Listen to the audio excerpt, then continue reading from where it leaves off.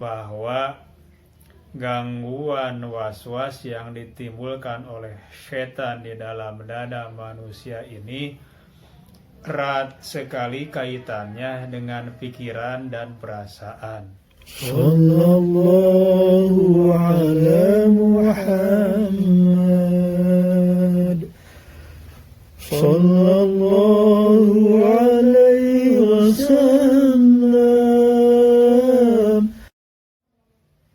Assalamualaikum sahabat.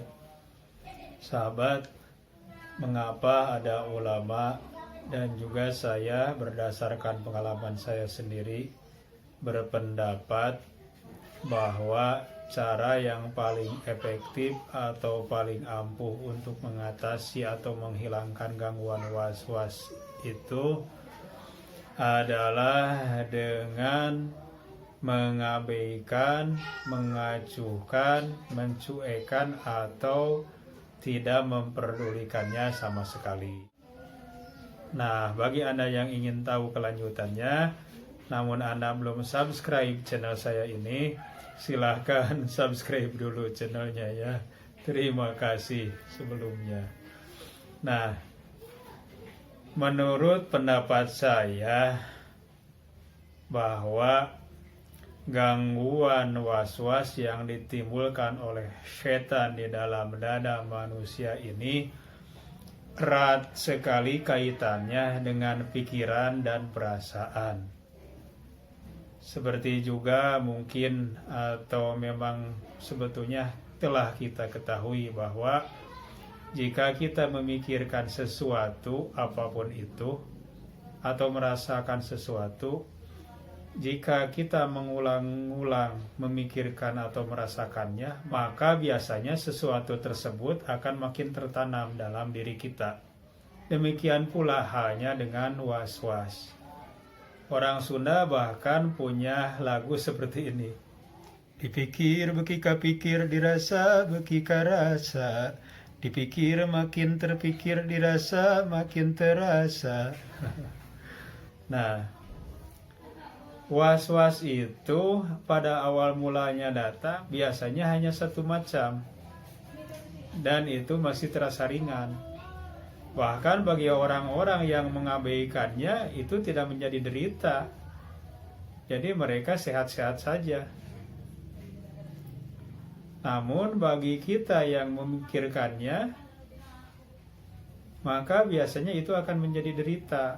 Bahkan jika terus-menerus seperti itu, nanti akan berdatangan bentuk-bentuk was-was yang lebih baru, sehingga nanti mengakibatkan makin terasa beratlah was-was yang kita derita. Nah, jadi karena gangguan was-was ini sangat berkaitan erat dengan pikiran, maka untuk menghilangkan dengan cara pengacuhan tadi memang inilah yang paling efektif.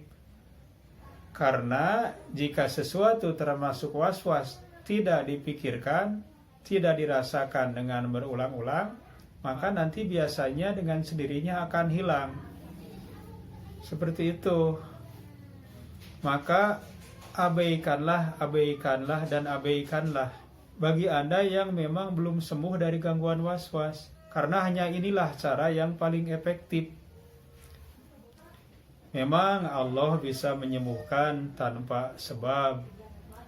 Apalagi dengan doa, insya Allah kabulkan.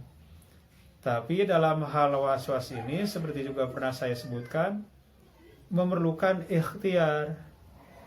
Tidak hanya dengan bergantung kepada Allah saja, atau dengan berdoa saja tanpa ikhtiar. Dan ikhtiarnya tersebut yang paling efektif adalah dengan cara mengacuhkan atau mengabaikannya, tidak memperdulikannya sama sekali. Nah, bahkan menurut para ahli psikoscience,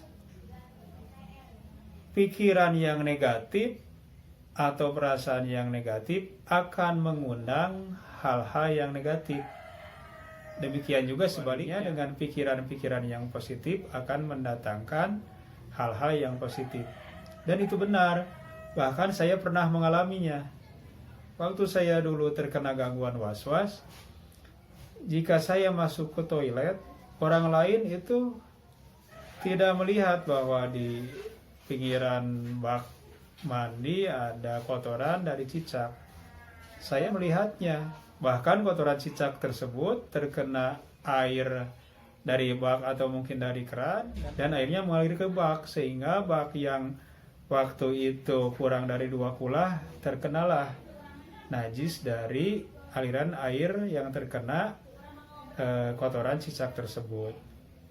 Kemudian juga diantaranya saya pun pernah juga mengalami hal yang bisa dikatakan lucu ya, karena saya bisa menertawakan diri saya sendiri jika saya mengingatnya.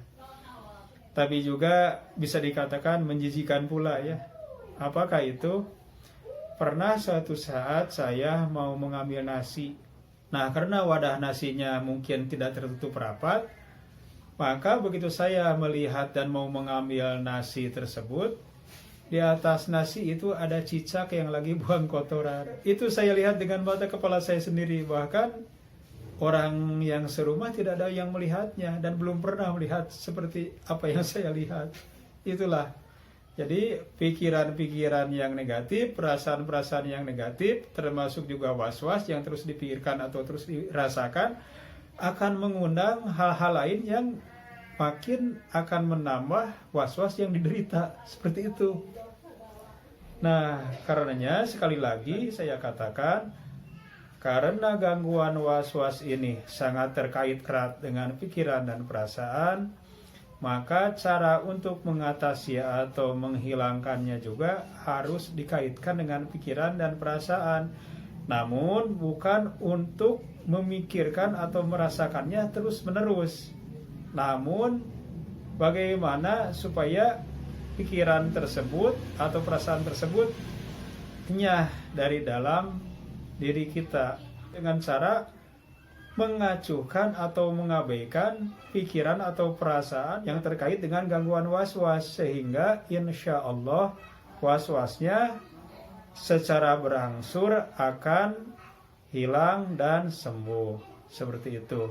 Dan juga sebagai tambahan, para dokter juga dan psikolog mengatakan bahwa sebagian besar dari penyakit lahir pun itu disebabkan oleh pikiran. Dalam hal ini pikiran-pikiran negatif. Dan ini pun dialami oleh saya juga. Karena dulu saya terlambat untuk mengabaikan was-was, maka gangguan-gangguan kepada fisik atau kepada lahir pun itu memang saya rasakan. Bahkan hingga saat ini masih terasa, masih ada sisanya. Dan juga masih cukup mengganggu meskipun was-wasnya sudah tidak ada. Apakah itu? Dulu karena saya stres disebabkan was-was, saya sampai terkena asam lambung berlebih. Dan juga sampai saat ini saya masih terserang dengan kaku lidah. Jadi seringkali saya kaku untuk mengucapkan sesuatu, terutama untuk mengucapkan bacaan-bacaan sholat seperti itu.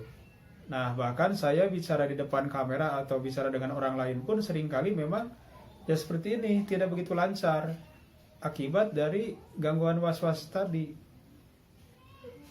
Ya was-wasnya dulu sebetulnya sudah sembuh ya, cuman efek negatifnya masih saya rasakan hingga sekarang dan belum betul-betul sembuh. Seperti itu. Nah, sebetulnya masih ada contoh-contoh lainnya dari pengalaman orang lain yang bahkan lebih parah dari apa yang saya alami. Tapi ya sudah cukuplah sampai sini dulu ya. Mungkin nanti di lain kali, di lain kesempatan saya bisa menceritakan apa yang mereka alami. Demikian. Baik, semoga apa yang saya katakan ini bermanfaat. Wassalamualaikum warahmatullahi wabarakatuh.